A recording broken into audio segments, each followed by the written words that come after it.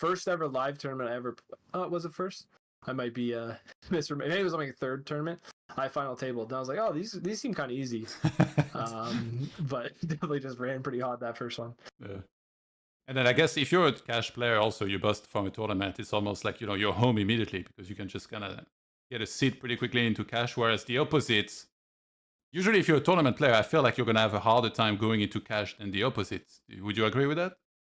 Yeah, I mean, typically when tournament players play cash, the thing they struggle with is just like they always want to play so wide, right? Like if we're looking at this environment, this is very good for a tournament player because they'd be used to playing these super wide ranges in all spots. But if you're playing in any raked game, you're going to need to be a bit more disciplined with your, unless you can assume some massive edge that can make up for rake, you're going to need to typically play tighter. Looks like so again, pretty interesting. Just like these small pots are fun, but like looks like blind versus blind, min bet on ace 9-4, so very small bet. This is, if you've played poker for a while, this is funny to think back in the days. It was like ace 9-4, ooh, I gotta bet big because like there's 3 diamonds, I gotta protect, I don't want another diamond to come. You've gone pretty far, most people have gone the opposite, and now it's like very small bet because of the fact that you don't want to, the bigger you bet, the more your opponent can fold, and if you let them fold a lot, then they can just rely on their best hands.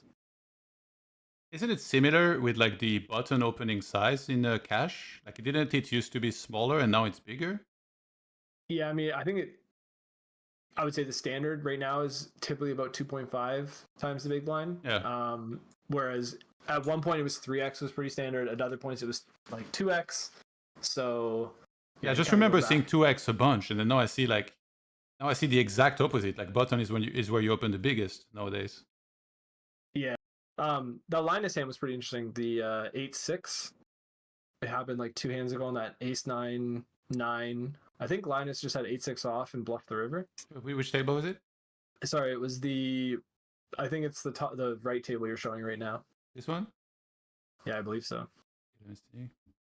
If you go back to the ace high mono, so it's ace 9-4, I think, with 3 diamonds, maybe one more hand before.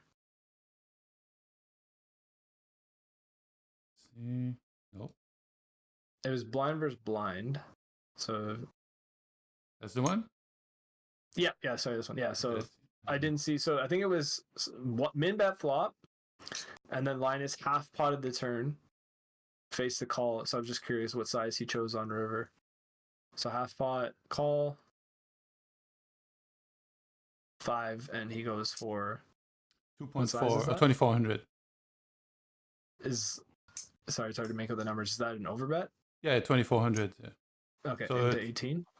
Yeah, 1.5, 150% of the pot. Yeah, okay. Yeah, so again, like these are just the difficult spots he's gonna put you in, right? Just has 8 high, knows he wants to bluff, knows he's gonna have big bets on this river for sure. And just these are when you're playing blind versus blind spots, this is how you make your opponent's life miserable, is just having value in bluffs and lines like this. How does the fact that they play on a show table affect the action here, perhaps, do you think?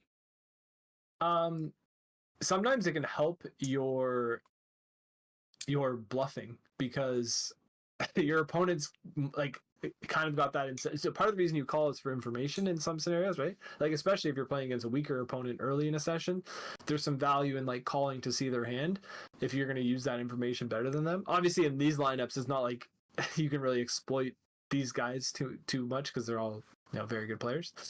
But yeah, if you're bluffing in these spots, it could help your bluffs because your opponent's like, well, if I fold, I get to see anyways.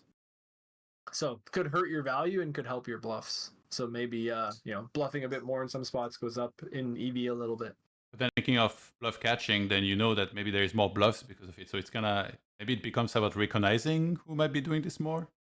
Yeah. I mean, it's like poker's always a leveling game, right? So which level are you on, basically? Yeah. And that's why you have everyone's in different schools where some people are they just think about their game. They're not too concerned with other people's games, whereas other people kind of base their game entirely around their opponent's strategy, right? So kind of just get a mixed bag. Okay, we got some hands So developing. We got a multi-way pot. multi-way. Yeah. And again, this will happen more in this rake environment just because small blind is going to have. That's probably one of the biggest differences you'll know is like in a lot of high rake environments, the small blind is going to simplify to just like 3-bet or fold. Whereas in these lower rake environments, you need to call more hands from the small blind. So that inherently will just increase the likelihood of multi-way pots because the blinds will both call at the highest frequency. Pretty interesting spot here to use a big bet just because of the texture, the multi-way nature. Small blind is going to need to be pretty careful in these spots just based on what their range looks like against 2 ranges out of position. Very dynamic board too.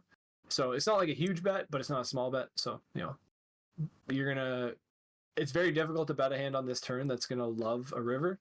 Here's a prime example. If you bet the turn with, a hand as strong as ace jack, there's a lot of rivers like this that aren't great for that, right? Yeah. So, betting 10% here, is that something you would expect or approve yeah, of? I mean, yeah, this makes sense. Like, you could play a one size small here, or you could split. Just depends on the complexity of your river strategy. Just when we see this size, it doesn't really tell us. Like, he could be playing this and a big bet. Yeah. It's not necessarily a spot I would expect a ton of big bets though, so it seems reasonable to play this. And basically what you would do in this spot is you would play this that have some 3 bets. So sometimes he's going to go all in now versus this raise. Sometimes he's going to bet call and sometimes he's going to bet fold. But at least when your opponent has a hand like ace 5, if you have ace jack, you ensure that you get some value, and don't just allow them to check back all their like showdown hands. They've played quite a few hours with each other by now, but not nearly as many as they will, I guess, over the course of this month. Yeah, they're gonna. The thing that's always interesting about that is like it's because you're playing so many hands for so many hours a day, and then you take a break for the day and then you're back at it the next day. Is how much time do you have to actually study your opponent's tendencies? Those flush versus something. Obviously, we don't know, but yeah, just re-raise big with the flush. Almost get a bit. I'm and guessing the correct fault.